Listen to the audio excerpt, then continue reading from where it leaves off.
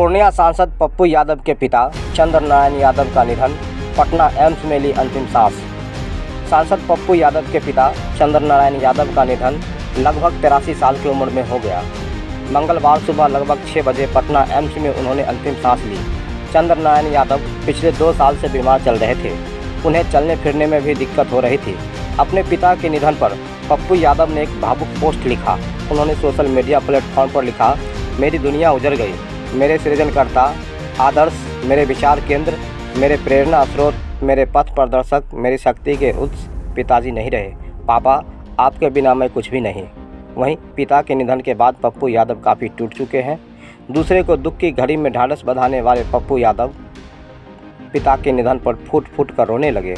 पप्पू यादव के पिता के निधन पर मंत्री लेसी सिंह पप्पू यादव से मिलने पहुंचे। सब कुछ उन्हीं का है, किसी का नहीं उनके अलावा। तो कभी कल 2 बजे हम पूर्णिया में थे, 2 बजे कल हम जुलूस में थे मुंबई से। हमें आज लौटना था विश्वकर्मा में। तो कभी कल्पना भी नहीं किए थे कि पापा नहीं रहे। जब ये इमरजेंसी में अंडरग्राउंड थे तब भी हमसे ये कहते थे। जब ये विदेश आते थे वहां से हमसे बोलते थे कि कैसे जीना है।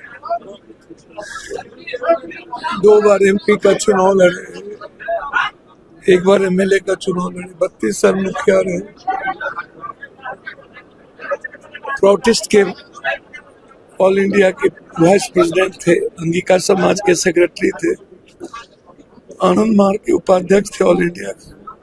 हमेशा आज तक हमने पापा से नहीं जाना कभी कि जमीन, घर द्वार कभी नहीं पूछे।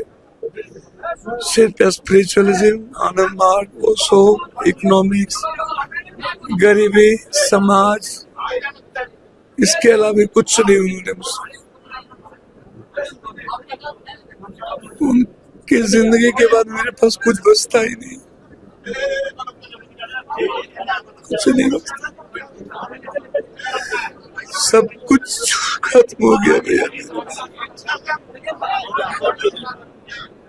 माननीय सांसद पप्पू यादव जी के पिता चंद्र नारायण बाबू का निधन हम सब लोगों के लिए दुख का क्षण है।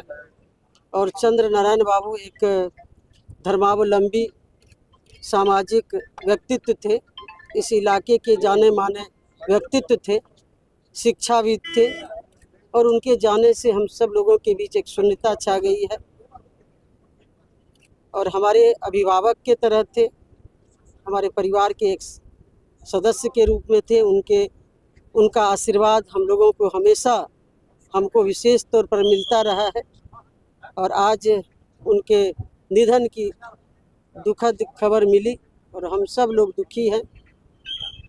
मैं ईश्वर से प्रार्थना करती हूँ कि उनको ईश्वर श्री चरणों में स्थान दे और उनके परिवार को धैर्य धारण करने की शक्ति ईश्वर प्रदान करे।